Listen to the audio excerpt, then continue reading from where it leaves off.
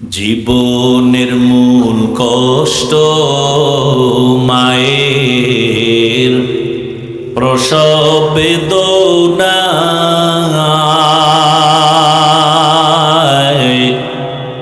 সাত আসমান সাত জমিন তখন মায়েরই মাথায়।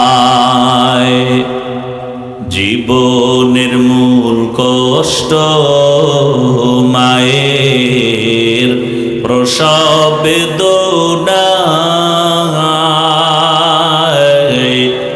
সাত আসমান সাত জমিন তখন মায়েরই মাথায়।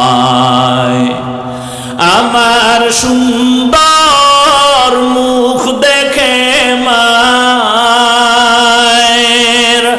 আমার সুন্দর মুখ দেখে মায়ের ব্যথা যায় দেয় হাসাইয়া। ও আমার প্রাণের মা, মা গো মা, কোথায় গেলে মোরে ছাড়িয়া? জনম দুঃখী ইয়াতীম আমি, চায় না কেহ ফিরিয়া। আমি যখন ছিলাম আমার মায়েরই উদরে, চলাফেরা করলেন যে মায় কত কষ্ট করে। আমি যখন ছিলাম আমার মায়েরই উদরে,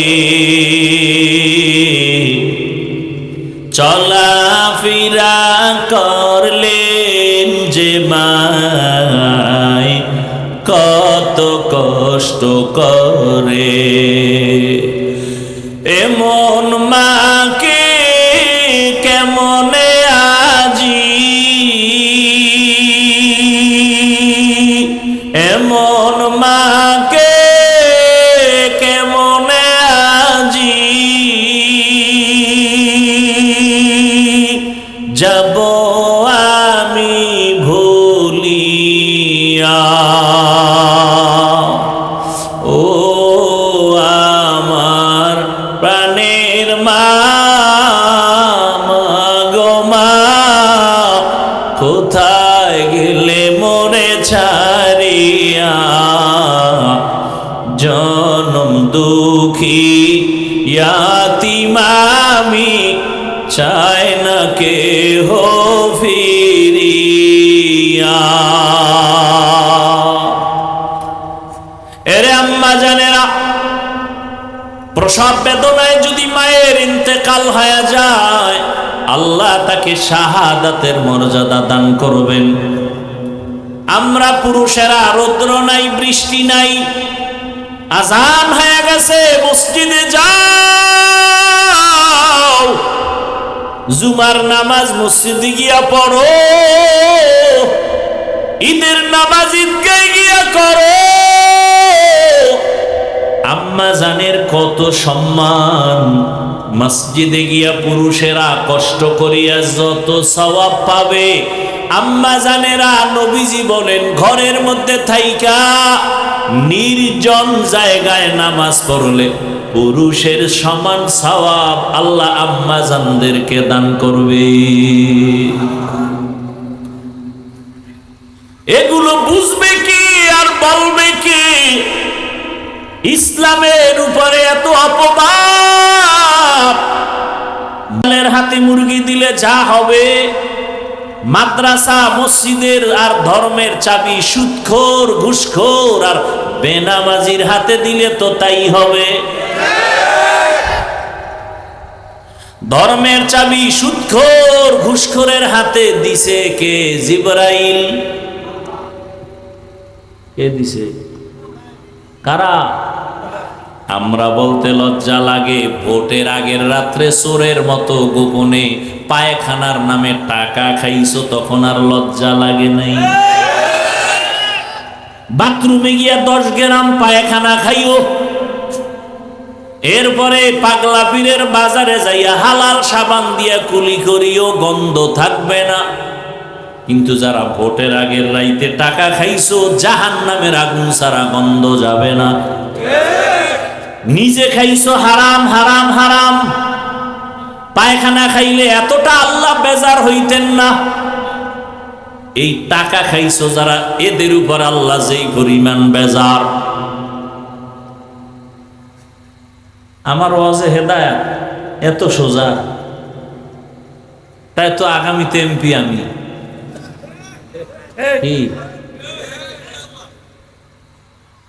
ও কইয়েই যাইতে পারবা, কপালে নাই। এত সোজা না, এত সোজা না। তুমি না আমি না, চিনি না আমি কে তুমি কে, মাওলায় তো চেনে আমি টুপিওয়ালা কোন ভেজাল্লা হুজুর।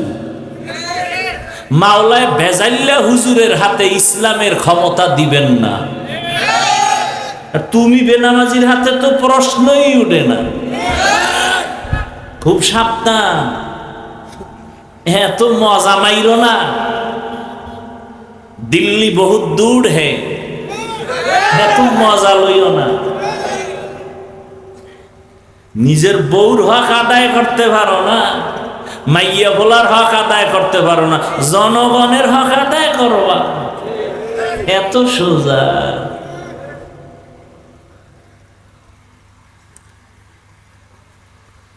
হায় হায় হায়,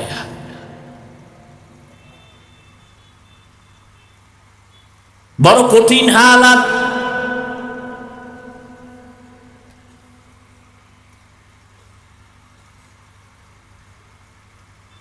রহমতের নবী মক্কা নগরীতে আসলেন, শুধু একটা বললাম, কতটা চরিত্রহীন নারী আর পুরুষ উলঙ্গ হায়া বাইতুল্লাহর দেওয়াল তাওয়াফ করে।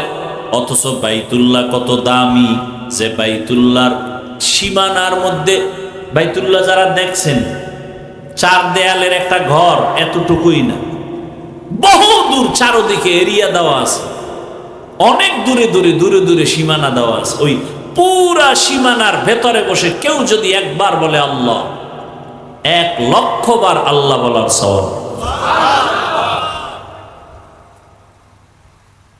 বাইতুল্লাহর এরিয়ার মধ্যে কেউ যদি বলে সুবহানাল্লাহ একবার, 1,00,000 বার সুবহানাল্লাহ বলার সওয়াব। এত বড় দামি ঘর বাইতুল্লাহ, সেই ঘরের দিকে শুধু তাকায় থাকবে, সওয়াব সওয়াব সওয়াব, শুধু তাকায় রইছে সওয়াব।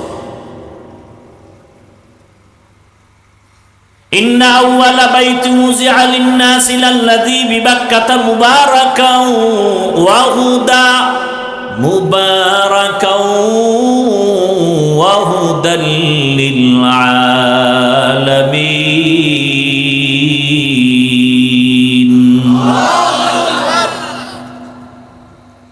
বাইতুল্লাহর দিকে কেউ যদি প্রথম নজর দিয়া আল্লাহর কাছে যা চাইবে, সাথে সাথে আল্লাহ দিয়া দিবেন।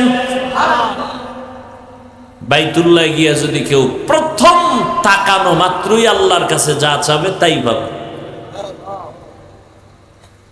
সেই বাইতুল্লাহর পাশের মানুষগুলো কত খারাপ, কোন পশু জবাই কইরা রক্ত লাগায় বাইতুল্লাহর দেওয়ালে, মনে করে কোরবানি কবুল। আল্লাহ আয়াত নাজিল করে বলেন, লাইয়ানালাল্লাহা লুহুমুহা ওয়ালা দিমাউহা ওয়ালাকিন ইয়ানালুহুত তাকওয়া মিনকুম। আর কত খারাপ মক্কার মানুষ, মেয়েদের পছন্দ করে না। মহিলারা মাসে অসুস্থ হয়ে গেলে বিছানা আলাদা করে দেয়। কন্যা সন্তান আসলেই মা বাবায় দরজা লাগায় দেয়, লজ্জায় বাজারে যায় না। কন্যা হওয়া মানে অভিশাপ। ও জাতি, ভালো করে শুনো, আম্মা জানেরা ভালো করে শুনেন। চান্দাবাজার ধান্দাবাজ চরিত্রহীন লম্পটের স্লোগানের পেছনে দৌড়াইয়েন না। যারা বলে ইসলাম নারীর সম্মান দেয় নাই, এরা চরিত্রহীন লম্পট। এরা নারীদের রাস্তায় নামাইয়া চায় জেনা করার সামগ্রী বানাবে। বাংলাদেশটারে জেনার আড্ডাখানা বানাতে চায়, পুরা দেশটাকে প্রস্কোয়াটার বানাতে চায়। এরা দেশের দুশ্মন, এরা নারীর দুশ্মন, এরা স্বাধীনতার দুশ্মন, এরা আল্লাহর দুশ্মন, এরা রসুলের দুশ্মন, এরা কোরআনের দুশ্মন, এরা ইসলামের দুশ্মন। ভালো করে শুনে, মক্কার মানুষগুলো কন্যা পছন্দ করে না, ছেলে হলে ঈদের আনন্দ করে, মেয়ে হলে দরজায় তালা লাগায় দেয়, বিধবা নারীদের সমাজের বাইরে ফেলে দেয়। নারী মানি অভিশাপ। রহমতের নবী সেই জমিনে আসেন, আসা মাত্র পরিবর্তন শুরু হয়ে গেল। কেমন নবী? বলে বিশ্ব নবী, শ্রেষ্ঠ নবী। বলে কেমন শ্রেষ্ঠ? কয় তুই যেদিকেই আঙ্গুল দেখাবি সেদিকেই নবী শ্রেষ্ঠ। জ্ঞানের বেলায় নবী তুলনাহীন, দৈহিক গঠনের বেলায় নবী তুলনাহীন। নবীজির চেহারা এত সুন্দর, একটা নজর দিবে একবার, মোহব্বতের নজর দিলেই জাহান্নামের আগুন হারাম। কেমন মায়ার নবী আমার! কেউ যদি ভক্তি ভরে একটা নজর দেয়, 7 দিনের ক্ষুধা পেটে থাকে না। কেমন রহমতের নবী! যেই রহমতের নবী রাস্তা দিয়া চলেন, দুপাশের গাছ নত হইয়া নবীজিরে সালাম দেয়। কেমন মায়ার নবী আমার! যে নবী রাস্তা দিয়া চলতেছেন, মেঘের খণ্ড ছায়া দেয়, ছাতি লাগে না। নবীর শরীরে সূর্যের গরম লাগে যেন কষ্ট না হয়, মেঘের খণ্ড ছায়া দেয়। নবীজির শরীর মোবারকে মশা মাছি পড়ে না, হারাম। নবী যেখানে কদম দেয়, ওখান থেকে দীর্ঘ বছর শুধু মিশকের ঘেরান। আম্মা জান আয়েশা রাদিয়াল্লাহু আনহা বলেন, নবীজির ঘাম বোতলে ভরে রাখতাম আর আমরা আতর হিসাবে ব্যবহার করতাম। কেমন নবীর যুবক! চিনলি না সেই নবী আমার, যিনি তার হায়াতে কোনোদিন একটা মিথ্যা কথা বলেন নাই, কোনদিন একটা গালিও নবীজি কাউকে দেন নাই। হাজারো গালি মানুষ দিছে, নবী একটা গালির জবাবও দেন নাই। কেমন ধৈর্য ধারণ করনেওয়ালা নবী! জীবনে নবীজি চোখ দুইটা গরম করে কারো দিকে তাকান নাই, গরম চোখে তাকান নাই। সেই নবীর উম্মত আমরা। কেমন মায়ার নবী আমার!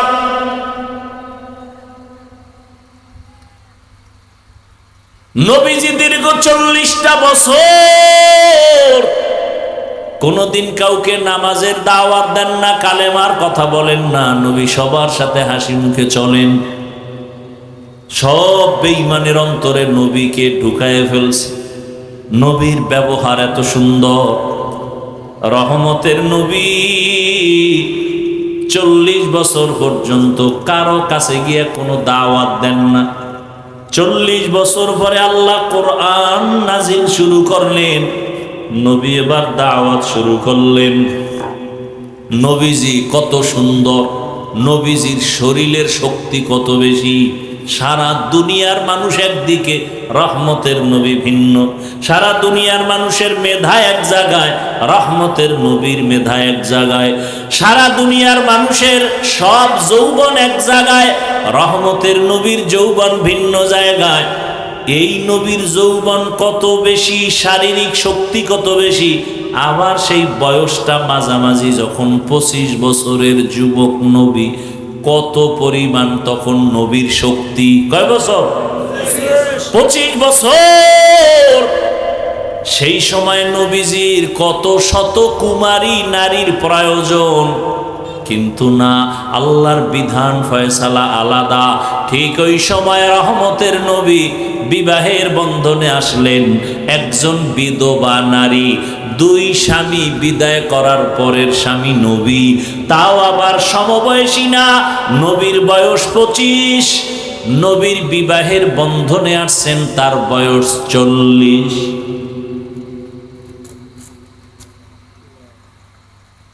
তাও আবার নিঃসন্তান না, 2 সন্তান আগে হয়ে গেল। আরবের বড় পণ্ডিতেরা নারীদের পছন্দ করে না, বিধবা পছন্দ করে না। সৃষ্টির শ্রেষ্ঠ নবী, জীবনের ভরা শক্তি রহমতের নবীর 25 বছর, ওই সময় এক বিধবা নারী, তাও আবার বয়স 40 বছর, নবী তাকে বিবাহ করলেন।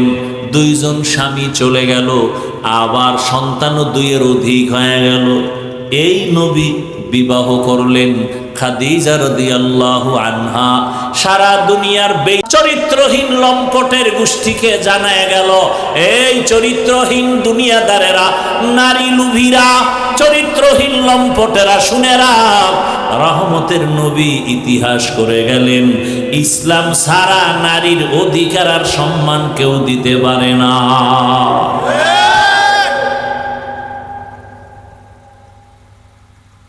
এবার আসেন এরপরে কন্যা। আরবের মানুষ কন্যা কতটা অভিশাপ মনে করে, কত বাবা নিজের হাতে কন্যাকে জ্যান্ত পাথর চাপা দিয়ে মেরে ফেলেছে।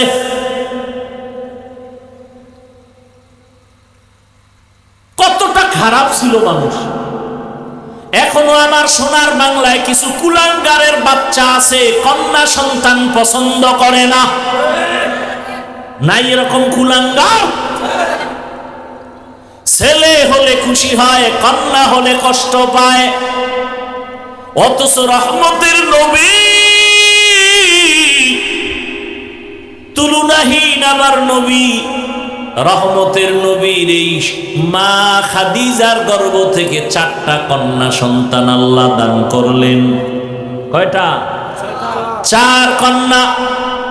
নবীর জীবনে কোনো ছেলে জিন্দা নাই। কাফের মুশরিকরা ঘুরে ঘুরে কয় মুহাম্মদের জীবন শেষ। কয় কেন? কয় ছেলে নাই, মইরা গেলে বংশ রক্ষা কে করবে? নবীজির মনটা বেজার হয়ে গেল। সাথে সাথে আমার আল্লাহ আয়াত নাজিল কইরা কয়, ইন্না আ'তাইনাকাল কাউসার। নবী আপনি এত পেরেশান হইয়েন না, আমি আপনাকে কাউসার দান করলাম। এই কাউসারের দ্বারা আপনার সুনাম রক্ষা হবে কিয়ামত পর্যন্ত, না কিয়ামতের দিনও। কাউসারের দ্বারা আপনার সুনাম রক্ষা হবে। রহমতের নবী বলেন, আমি এত বড় শক্তিওয়ালা, ক্ষমতাওয়ালা, অথচ আমার একটা ছেলেও নাই, আমি 4 কন্যার বাবা। বিশ্ব নবী তুলনাহীন, ওই রহমতের নবীর কোনো ছেলে নাই। কয় কন্যা? 4 কন্যার বাবা। নবী বললেন, আরবের বেঈমানেরা কন্যা পছন্দ করে না, আর আমার মাওলা বিধান দিয়া গেলেন কন্যাই আমার জীবনের আসল। আমি মুহাম্মদের 4 কন্যা। শুধু তাই না, শুনে নাও জাতি ভালো করে, যারা একটা কন্যার বাবা হইবা, তুমি একটা জান্নাতের মালিক। যেই মা বাবা 2টা কন্যা পেয়েছো, 2টা জান্নাতের মালিক। যেই মা বাবা 3 কন্যা পাইছো, 3টা জান্নাতের মালিক হয়ে গেছো। রহমতের নবী কন্যাদের লালন পালনের নিয়ম শিখায়া গেলেন। আজও পর্যন্ত নবীর বংশ যে বেঁচে আছে, তাও কন্যাদের দ্বারা, ছেলেদের দ্বারা না। অতএব এখানেও বুঝায় গেলেন, ইসলাম সারা নারীর অধিকার দেয় না। আরবের মানুষ কন্যা পছন্দ করে না, আমার নবীকে আল্লাহ কন্যা দিয়া রাখলেন, ছেলে দিলেন না। জবাই করা বন্ধ করায় দিলেন, সমাজে নারীদের দাম বাড়ায় দিলেন, নারীর মর্যাদা বেড়ে গেল। কেমন? পুরুষ বিনা হিসাবে যদি জান্নাতে যেতে চাও, শাহাদাতের ময়দানে কাফেরের বিরুদ্ধে যুদ্ধ করে গলা ছেড়ে দাও, কেটে দাও। মহিলারা, তোমার কষ্ট করা লাগবে না। তুমি যদি বাচ্চা গর্ভে নাও মা, তোমার বাচ্চা গর্ভে নিয়া তুমি এক রাত্র ঘুমাইতে পারো না, এই বাচ্চা তোমার পেটে গিয়া কষ্ট দেয়। কত মা বাচ্চা পেটে নিয়ে ঘুমাইতে পারে না, কান্না করে রাত কাটায়। রহমতের নবী কয়, ওই মহিলা কদরের রাতের ইবাদতের সওয়াব আল্লাহ দিয়ে দিবে। আতিনা ফি দারে দুনিয়া না হাসান, আতিনা ফি দারে উকবা না হাসান। আম্মাজান বাচ্চা গর্ভে ধারণ করলেন, দিনের বেলা কষ্ট করে খানা খাইতে গিয়েও খেতে পারে না, পেটের মধ্যে বাচ্চা লাথি মেরেছে, মা কান্না করেছে। রহমতের নবী বলেন, তোমার ওই দিনগুলো রোজার সমান সওয়াব আল্লাহ দিয়ে দিবেন। বাচ্চা প্রসবকালে আম্মাজানের কত কষ্ট,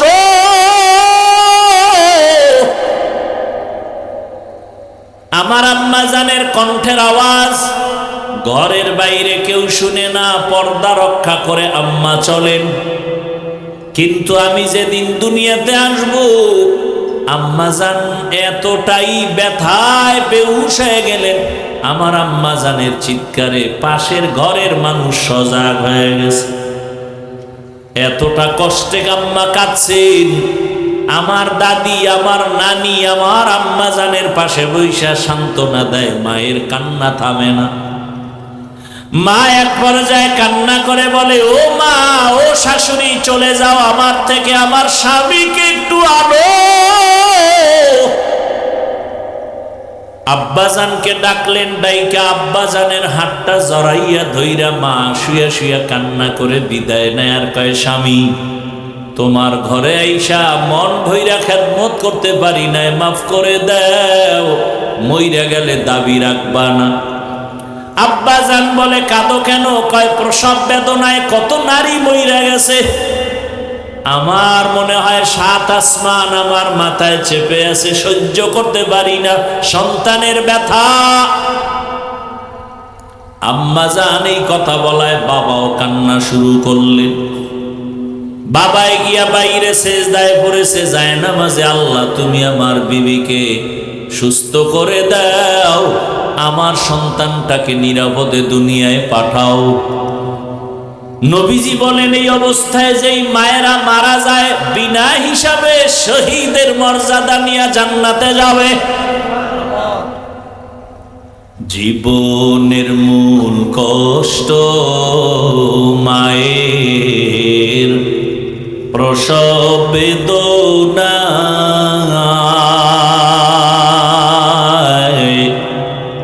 7 আসমান 7 জমিন তখন মায়েরই মাথায়। জীবনের মূল কষ্ট মায়ের প্রসব বেদনা, 7 আসমান 7 জমিন তখন মায়েরই মাথায়। আমার সুন্দর মুখ দেখে মায়ের, আমার সুন্দর মুখ দেখে মায়ের ব্যথা যায় দেয় হাসাইয়া। ও আমার প্রাণের মা, মা গো মা, কোথায় গেলে মোরে ছাড়িয়া, জনম দুঃখী ইয়াতীম আমি, চায় না কেহ ফিরিয়া। আমি ছিলাম আমার মায়েরি উদরে, চলাফেরা করলেন যে মায় কত কষ্ট করে। আমি যখন ছিলাম আমার মায়ের উদরে, চলাফেরা করলেন যে মায় কত কষ্ট করে। এমন মাকে কেমনে আজি, এমন মাকে কেমনে আজি যাব আমি ভুলিয়া। ও আমার প্রাণের মা, গো মা, কোথায় গেলে মোরে ছাড়িয়া? জনম দুঃখী ইয়াতীম আমি, চাই না কেহ ফিরিয়া। এরে আম্মা জানেরা, প্রসব বেদনায় যদি মায়ের ইন্তেকাল হয়ে যায়, আল্লাহ তাকে শাহাদাতের মর্যাদা দান করবেন। আমরা পুরুষেরা রৌদ্র নাই, বৃষ্টি নাই, আজান হয়ে গেছে, মসজিদে যাও, জুমার নামাজ মসজিদে গিয়া পড়ো, ঈদের নামাজ ঈদগায় গিয়া করো। আম্মা জানের কত সম্মান, মসজিদে গিয়া পুরুষেরা কষ্ট করিয়া যত সওয়াব পাবে, আম্মা জানেরা নবীজি বলেন ঘরের মধ্যে থাইকা নির্জন জায়গায় নামাজ পড়লে পুরুষের সমান সওয়াব আল্লাহ আম্মা জানদেরকে দান করবে। এগুলো বুঝবে কি আর বলবে কি? ইসলামের উপরে এত অপবাদ, মূলত বেঈমান